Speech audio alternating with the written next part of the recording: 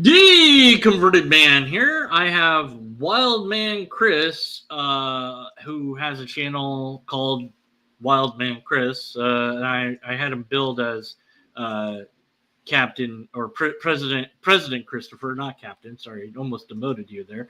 Actually, it's both actually. I made that channel a long time ago because I already had a Wild Man Chris channel, and right. And I saw you had written something along the lines that you have kind of a message against apologetics to some extent, and that got me interested in you. And I did watch a video of yours, and that made me a little concerned. But so you want to?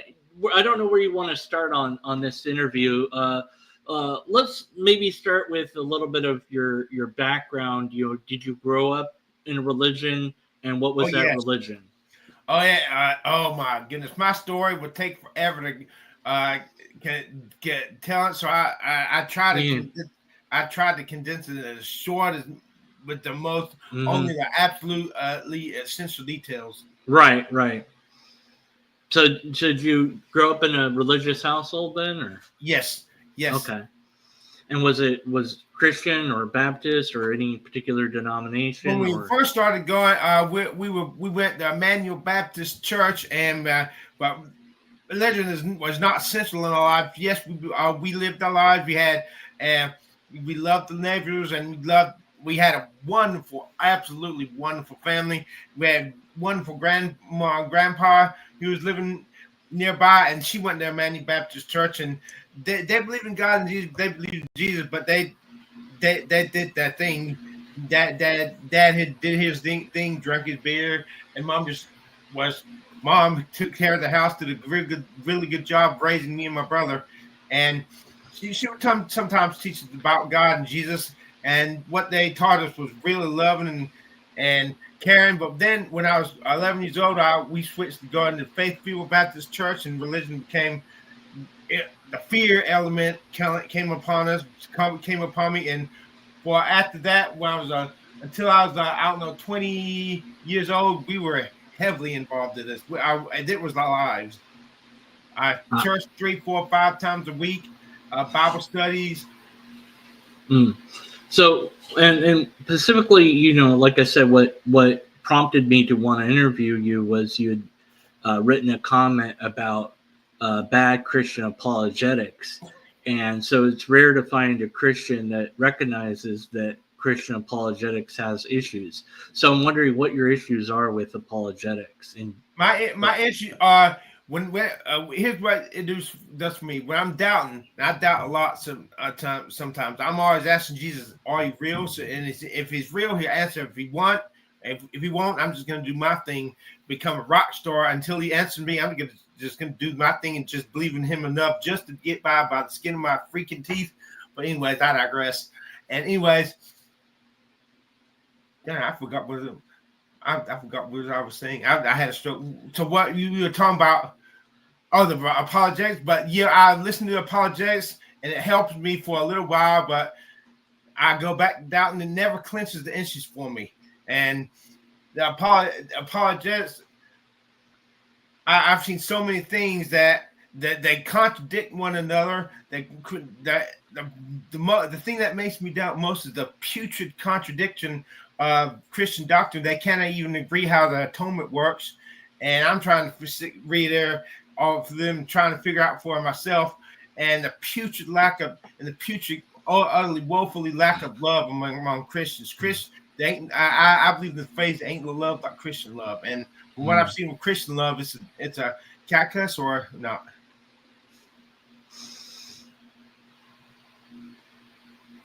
Did you freeze? Yeah. Okay. I was waiting for you to be done. Yeah. No, I don't mind. I don't censor anything.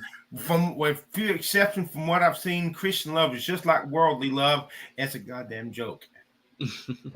Well, yes. I mean, people of any group might be very nice.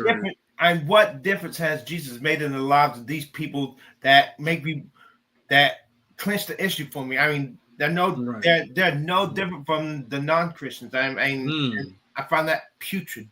Yeah, that is Makes interesting, you want to isn't it? throw up. Is if a belief in an idea doesn't really change the person, one has to question the validity of that idea to some extent. But I And if would they, say, I'm sorry. huh?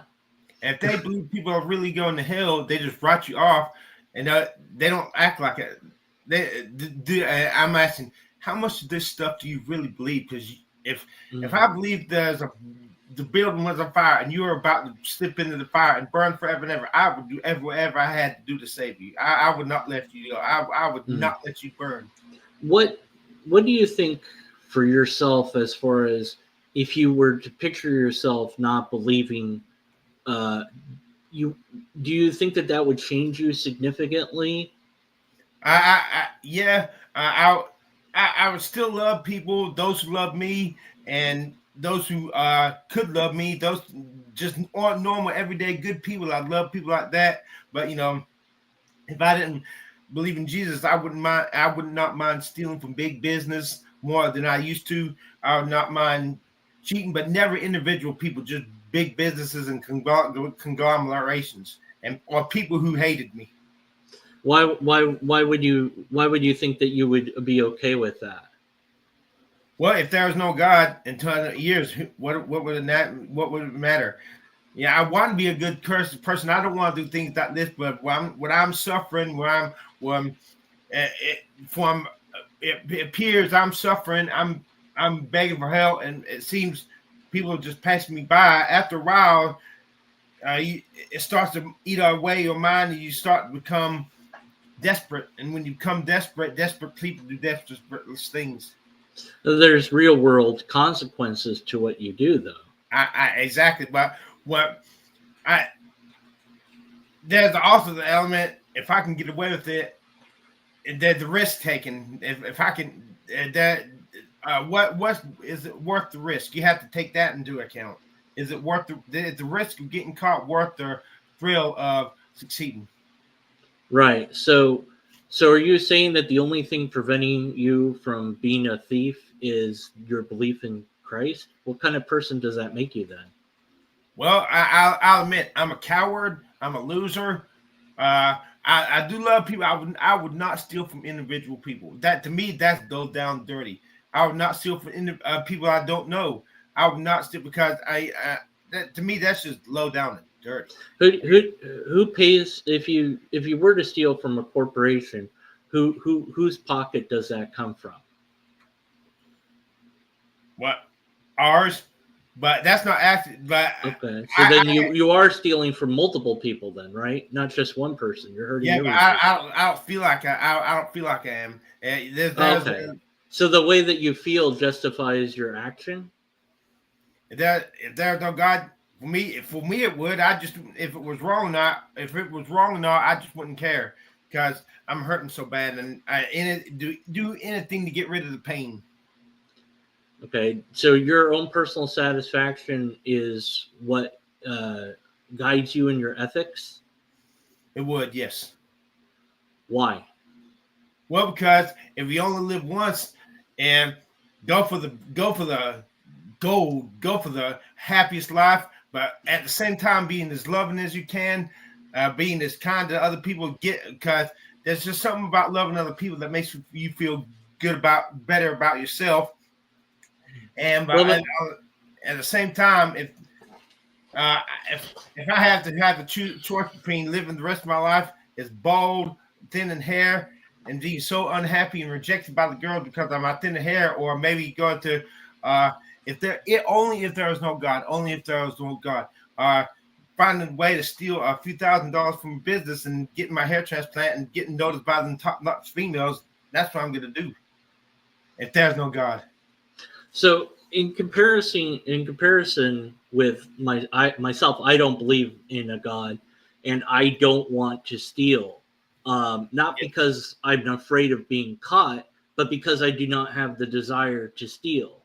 That's Uh, it. Yeah, that's it. You're really happy with your life. Everything's fine, and you want to be a good person. And but with me, I feel I'm a loser. I'm a coward. I have no self esteem. So Well, maybe it's your belief that's causing that rather than a lack of belief. Maybe if you didn't believe in God, you would have self-esteem. Oh, my self-esteem would be worse if I didn't believe in God. I'd be paranoid. Because I used to have dreams about life going on.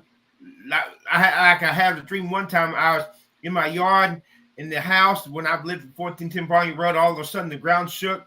There was a bomb coming out of the air from nowhere. I was all if there's a God, I feel safe in this world. You know, somebody's looking over me. But if there's no God, how do I know that the ace bomb won't go off tomorrow or something? If something tragic happens to me or I have another stroke, I'm terrified because I'm terrified of dying. I'm terrified. I'm terrified of having a stroke. I'm terrified of having my life wrecked from me and having to live life as an invalid or disabled or a loser. I'm terrified of that. You already had a stroke and you believe in God. So what's the difference between having another one? If there's a God or not, you might still have a stroke again.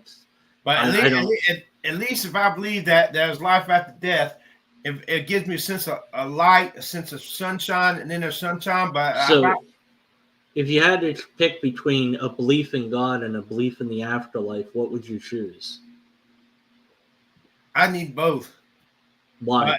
At least if I could have an afterlife, but if there's no God, who's in control of the afterlife? Afterlife. What if whatever was controlling the afterlife decided one day, hey, I'm gonna make his afterlife live in hell, and that's why I need to know that there's a God who will never change or who will always be good to me and never one day all of a sudden decide to yank the carpet out from under me.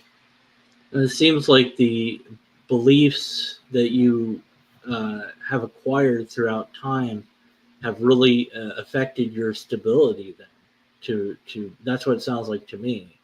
I think you would have been a far more stable person if you hadn't had these beliefs thrust upon you. I think I would have been a worse person. You think so? I know. I know. My self-esteem would have been even lower. I would not. There's an inner sunshine in me now, but if I didn't have the faith in God, at least the faith in something else, I would be constantly something's missing in my life. I'd be constantly anxious, constantly. It made me want to. I would never do this, but maybe want to start taking drugs to get my mind off it. But I'm afraid to take drugs, so I just suffer from the anxiety of one day I'm gonna die, and that would terrify me. Death anxiety. Okay, well, I'm not sure that what else I can really add to any of that. It does seem that there's a lot going on in your head and with your belief system, and Yes. My thing is logic, and I don't have the skill set to really engage in the issues that you have. But I think that, obviously you're on YouTube, you're out there, you're trying to do something. Yeah, I'm failing miserably. I'm failing putridly, and it's so painful and so frustrating and so. I'm trying. Maybe one day when my songs, the more songs I write, maybe one day some people start wanting to hear my story. That's all I can do right now is keep writing my songs. I got one already and got two more coming on Spotify soon.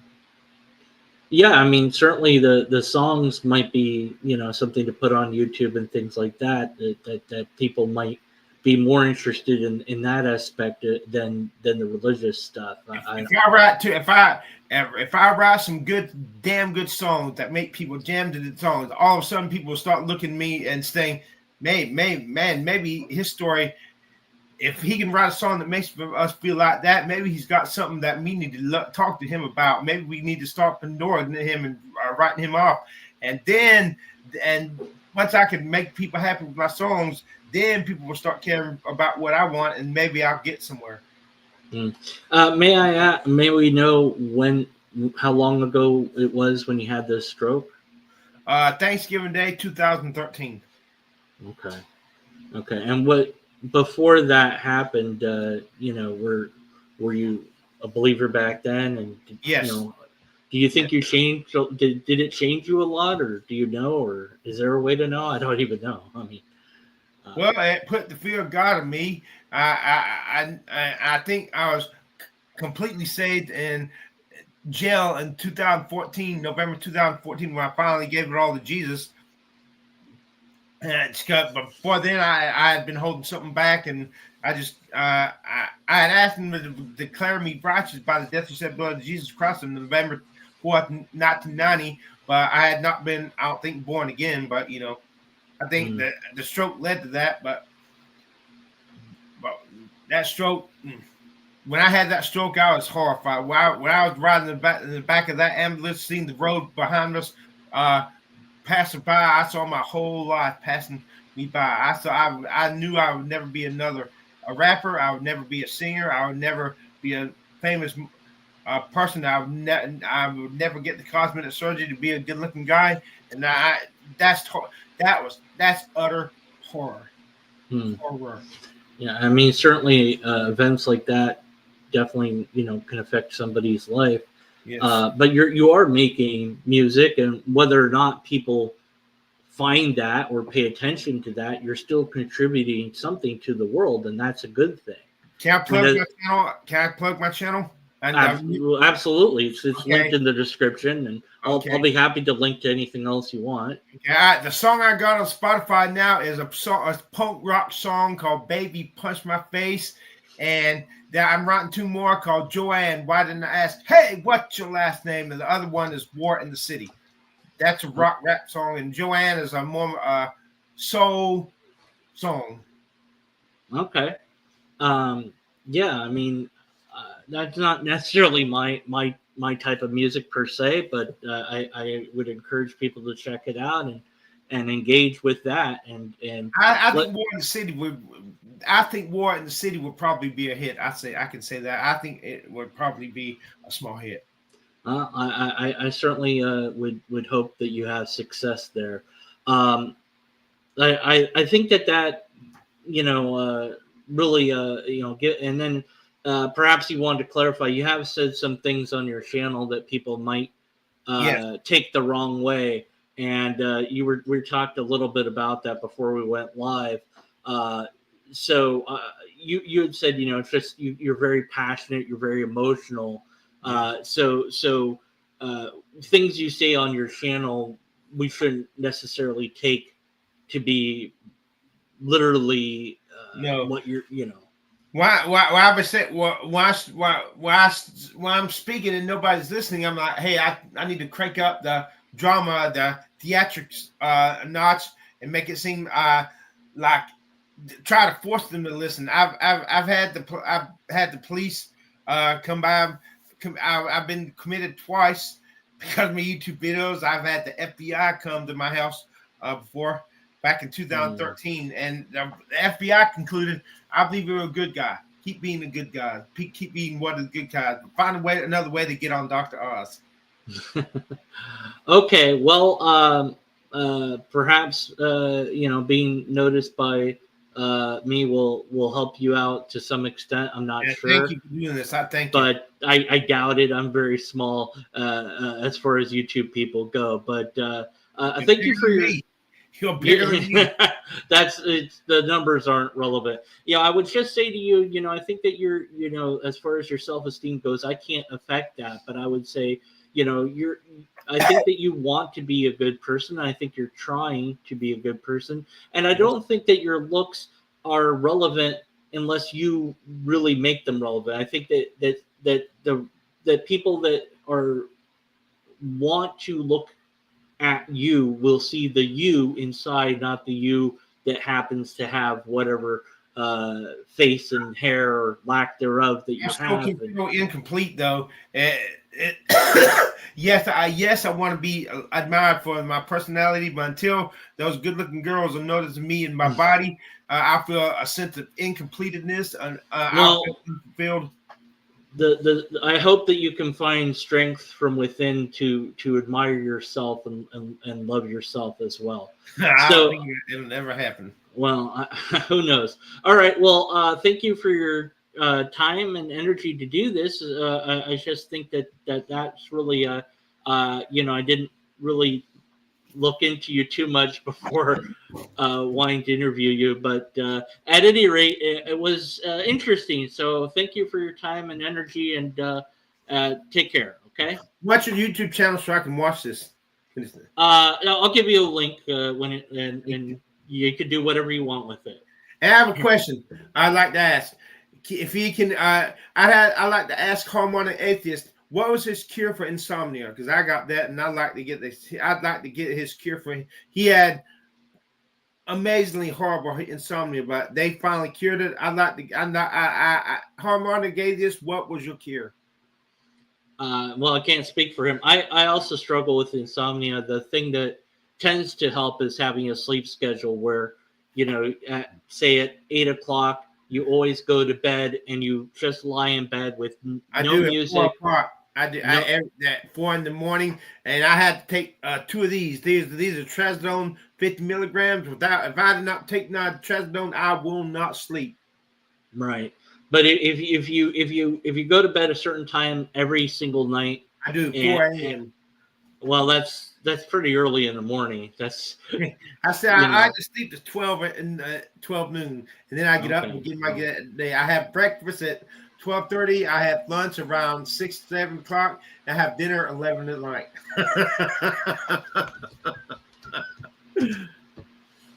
Okay. Well, I wish the best for you, and thanks for joining me. And until next time, everybody, stay skeptical. Thank you.